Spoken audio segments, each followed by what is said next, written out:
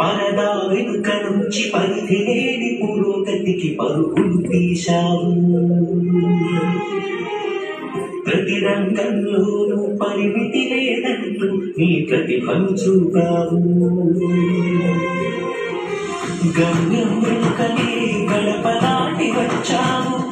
ధ్యేయం ఊపిరిగా శిఖరాగ్రం చేరావు. చిక్కులెన్ని చుట్టూ ముట్టినా మానవనుగా నిన్ను వెంట తరిమినా అభ్యుదయం వైపుగా ఉద్యమమై ఉడికావు. అపనిందన అడవిలోన అడుగడుగని యుద్ధం చేశావు.